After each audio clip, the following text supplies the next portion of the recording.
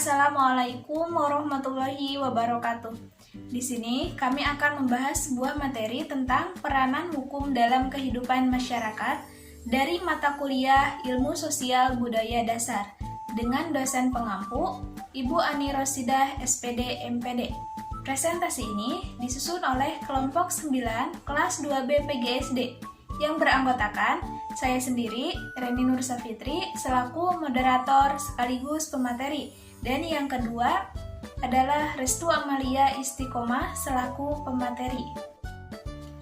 Baik, sebelum ke pembahasan, di sini saya akan menyampaikan ruang lingkup materi terlebih dahulu. Yang pertama adalah tentang pengertian hukum, yang kedua hukum dan masyarakat, yang ketiga tentang unsur-unsur hukum, yang keempat tentang macam-macam hukum, yang kelima tentang tujuan hukum, yang keenam tentang arti penting hukum bagi warga negara, yang ketujuh tentang kesadaran dalam berhukum, yang kedelapan tentang fungsi hukum bagi masyarakat, yang kesembilan tentang peranan hukum dalam kehidupan masyarakat. Baiklah, untuk mengefektifkan waktu, langsung saja ke pemateri yang pertama, yaitu Restu Amalia Istiqomah. Kepadanya kami persilahkan. Baik, terima kasih kepada moderator yang telah memberikan saya kesempatan untuk menyampaikan materi. Nah, di sini saya akan menyampaikan materi yang pertama mengenai pengertian hukum. Nah, hukum merupakan himpunan petunjuk hidup atau perintah dan larangan yang di dalamnya mengatur tata tertib dan tingkah laku manusia yang seharusnya ditaati bersama oleh seluruh anggota masyarakat. Nah, sedangkan pengertian hukum menurut para ahli yaitu menurut Peebles, hukum adalah keseluruhan peraturan kelakuan manusia yang di dalamnya bersifat memaksa dan bertujuan untuk mendapatkan tata tertib serta keadilan. Nah, yang kedua itu menurut Immanuel Kant. Hukum adalah keseluruhan peraturan hidup yang bersifat memaksa untuk melindungi kepentingan manusia yang di dalamnya memuat unsur-unsur keadilan. Sedangkan yang terakhir itu menurut Hans Kelsen. Hukum adalah perintah manusia yang merupakan di dalamnya terdapat tingkah laku dan menetapkan sanksi-sanksi yang ada. Pembahasan yang selanjutnya itu mengenai hukum dan masyarakat. Nah, masyarakat merupakan pergaulan hidup manusia atau sehimpunan orang yang hidup bersama dan menetap di suatu daerah tertentu yang di dalamnya memuat ikatan-ikatan aturan yang tertentu. Atau dengan kata lain, masyarakat adalah sekelompok orang yang telah cukup lama hidup dan bekerja sama sehingga mereka dapat mengorganisasikan dirinya dan berpikir tentang dirinya sebagai kesatuan sosial dengan batasan tertentu. Nah, yang termasuk unsur-unsur dalam masyarakat yaitu yang pertama, satu, harus ada kelompok manusia dan harus banyak jumlahnya dan bukan mengumpulkan binatang. Yang kedua, telah berjalan dalam kurun waktu yang cukup lama dan bertempat tinggal dalam daerah tertentu.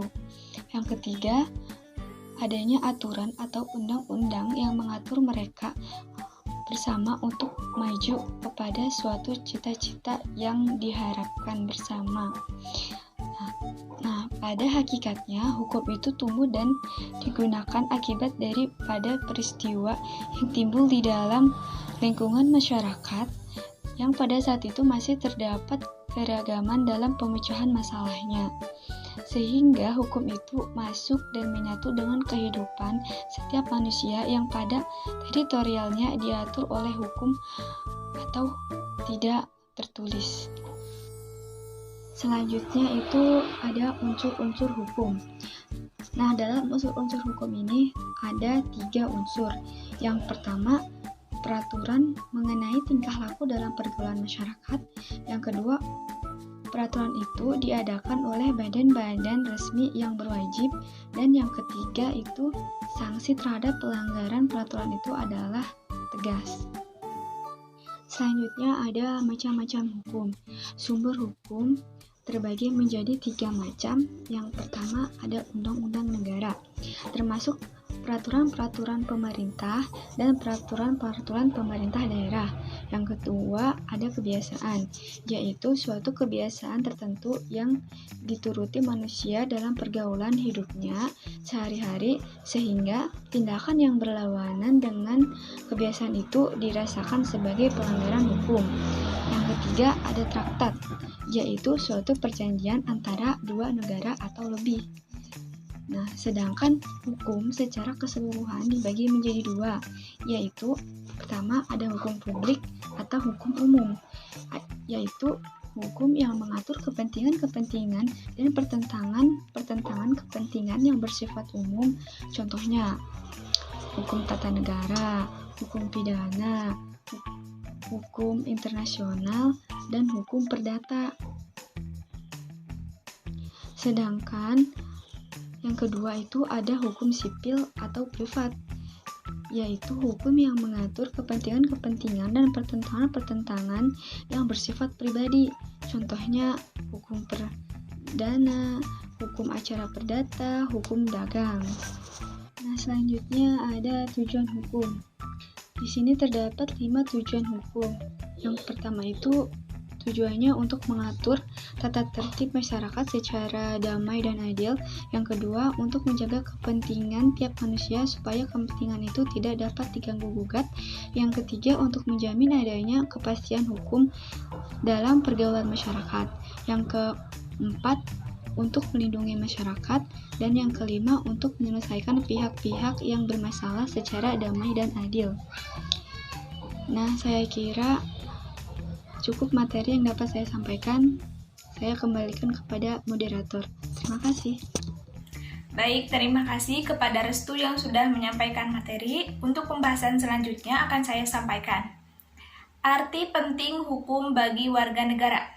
Yang pertama, untuk mencegah atau menghindari perbuatan menghakimi sendiri oleh warga negara. Yang kedua, untuk menjamin terlaksananya hak-hak asasi warga negara. Yang ketiga, untuk melindungi pihak-pihak yang lemah dari tindakan kewenang-wenangan yang dilakukan oleh pihak-pihak yang kuat. Yang keempat, untuk menjamin terlaksananya hak dan kewajiban warga negara. Kesadaran dalam berhukum. Menurut Paul Scholten, kesadaran hukum sebenarnya merupakan kesadaran akan nilai-nilai yang terdapat di dalam diri manusia, tentang hukum yang ada atau tentang hukum yang diharapkan ada. Sebetulnya, yang ditekankan adalah nilai-nilai tentang fungsi hukum dan bukan suatu penilaian menurut hukum terhadap kejadian-kejadian yang konkret dalam masyarakat yang bersangkutan. Peraturan-peraturan hukum haruslah ditegakkan dan dijunjung tinggi agar efektivitas hukum sebagai alat untuk menciptakan suatu ketertiban dunia dapat berlaku sedemikian baiknya. Karena manusia adalah pihak yang diuntungkan, maka dari itu manusia haruslah menggunakannya dengan sebaik-baiknya dan menjunjung tinggi dengan setinggi-tingginya, serta menegakkan dengan setegak-tegaknya.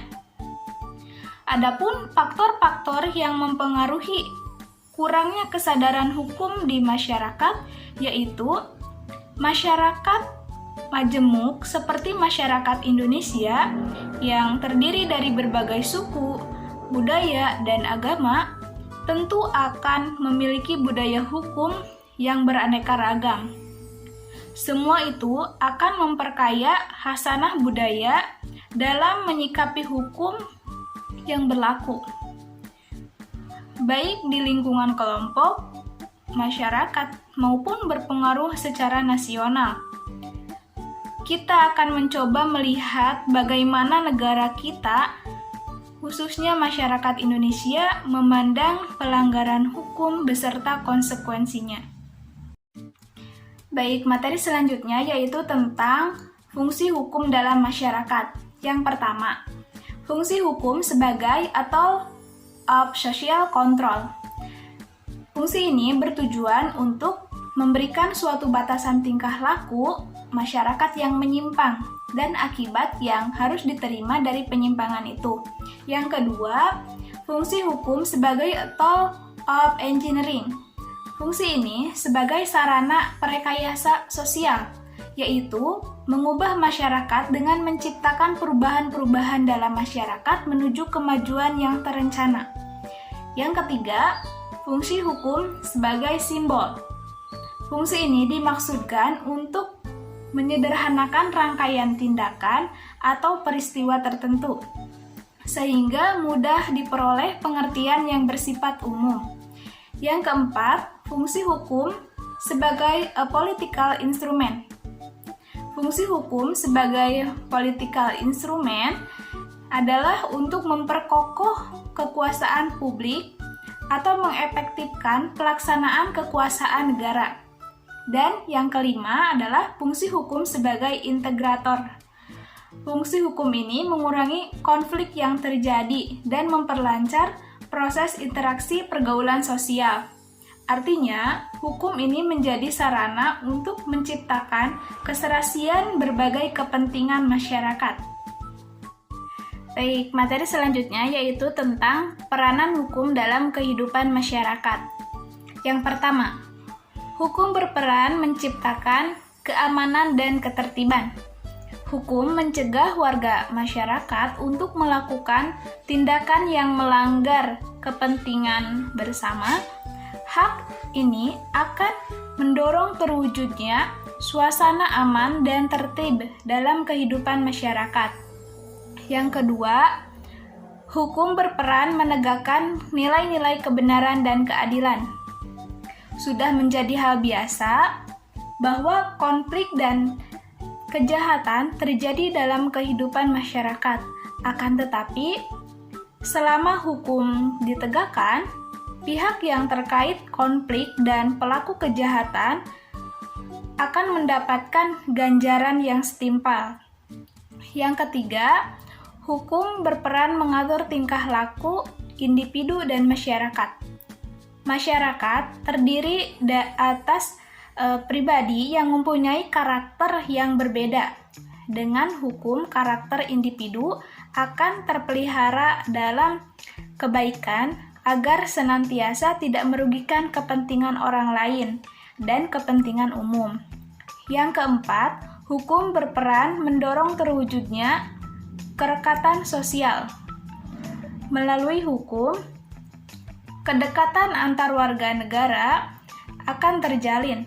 Berkat hukum, akan tumbuh sikap saling menghormati, saling menghargai, sehingga relatif pula terwujud persatuan dan kerukunan antar warga masyarakat.